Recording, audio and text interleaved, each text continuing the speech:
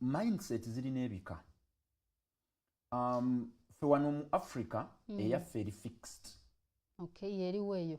Mindset eri fixed yeyo etava era etaawukana n'ebyo ebyakuteekebwamu, eyo teviirawo ddala.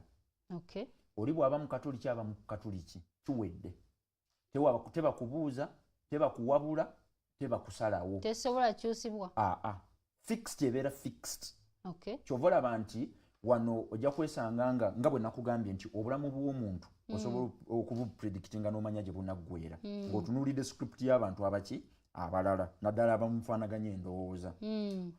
Bantu bangi nnyo wano abagamba seewola n'ombuuza ekyo kyavaawa era nze ntera nnyo okubagwiringa ne mbalemerako ne mbuuza lwaki teweewola ga seewola kubanga amabanja si malungi n'ombuuza lwaki si malungi ng'oyagala otuuke ku kinyusi lwaki teyeewola naye ogenda okusanga ng'ekintu ekyo kirina gye kyava baakifikisinga ne kimala okusibibwako libiti ne bamusiiringa ekyo ne kikola ki nekifuuka fixed. Then waliwo mindset ey'okubiri eneebeera growth. Yeeyo omuntu okugamba nti kino kibaddewo n'ekisobola okukyuka ne kifuuka kino. Okay. Okugeza kisoboka bulungi nnyo okubanga sisomye obanga sirina bukugu bwanjawulo kubanga okusoma nze mbuyita bukugu. Okusoma si kuyita mu ssomero. Banja basomye naye nga aba akyaddeyo osobola okukyalayo n'otasoma. Okay. Kiringa muntu genda mu kkanisa oba mu church. Singa mbeera mu church n'ebirowoozo nga biri mu ssabo mba nkimyeyo kimbeera sigenze eyo. Ate ng'era bangi nabagenda mu church. Singa mba sigenze wakanga ebirowoozo biri ku church mbeera nsabye. Ate nawulika. Kyogamba osobola okubeera waka naye ng'ate ebirowoozo bisabye biri mu church. Osobola okubeera waka naye ng'ebirowoozo biri wa mutonzi.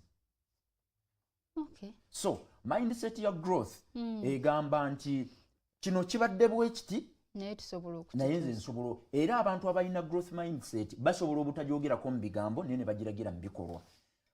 Abantu abalina growth mindset beebo boosanga mu famire nga yasoose okubaamu n'ettooke oba yalinamu ku ssente oba yataddewo omukululo ogwaki ogw'amaanyi. Abantu abo babeera ne growth mentality oba ne mindset nti kino kibadde tekikolebwa bwe kiti naye singa mba ntaddemu amaanyi n'enkola ebintu bino wammanga wakikyusaamu katono nnyo. So byebyo ebika ebibiri bye tulina eri fixed ng'omwana tolina ky'omugamba.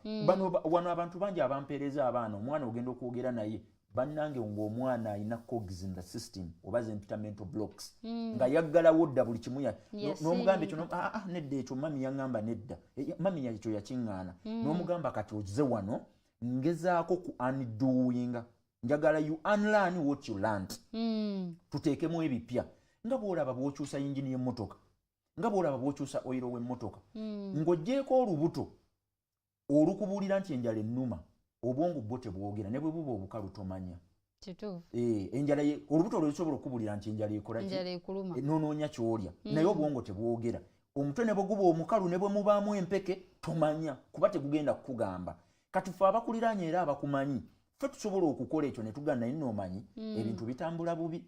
Genda olabe omuntu nga tulaba osemberedde omuguwa oyagala kwejjawo tugagenda olabe psychologist akuyambe otegeera naye gwe omutwe tegugenda kuweereza bukikulage. So unlike the stomach the brain doesn't communicate whether it's empty or full. It doesn't. Kati mindset ezebbiri zenkugambye fixed ne growth. Growth beebo abantu boosanga mu famire ng'alina kye bayita first generation wealth obugagga obwo obusoose mu famire. Abalala bonna babadde ba mediocres ababadde waawo wakati abadde avuga kapiki ono najja n'akyusa ku script n'ogenda okuwulira nti famire yo kati nga bw'onaawulira famire ya Sandra nga Sandra gwe batandikiddeko kati gwe Oprah Winfrey w'e Uganda kisookeddeku gwe wakati kibadde eyo. Mindset yobeera na growth. Singa obadde na fixed obulamu bwo wali butambuzza ng'abali abalala wewaka bwe buli. So nkubiriza abakadde abalina abaana buno obuvunaanyizibwa buba tebusoboka. Nze mbalaba nnyo nga batoba era balowooza nti okuweerera omwana kimala. Nga nze omuntu kati ayise mu bulamu obwa bulijjo mmanyi okuweerera omwana tekikola ki? Tekimala. Oteekwa okubaawo n'ekintu ekyenjawulo ky'okola. Abaana baffe bakule nga bakimanyi kuviira ddala wansi eno. Growth mentality egamba Sandra bwe mba nkola ku TV nsobola okukolayo ekintu ekirala ekireeta ssente nga sikuweereza ku TV singa ngabanya obulungi obudde bwange. Ekyokubiri okukola obukozi ku TV tekiŋŋaana kukola bintu birala okugeza nsobola Sandra okuweereza ku TV n'emusinga emikolo n'embeera n'edduuka wansi downtown then ebintu ebirala by'osobola okugatta ku mulimu gwo n'obeera ne multiple sources of what of income eyo ye growth mentality fixed egamba nti omaze okusoma osomye journalism kati genda oweereza amawulire tovaawo n'oweereza amawulire omaliriza ofumbirwe ozaala abaana omaliriza ofumbirwe bw'omala okuzaala ne muzimba akayumba kammwe somewhere kati ng'olinda okufa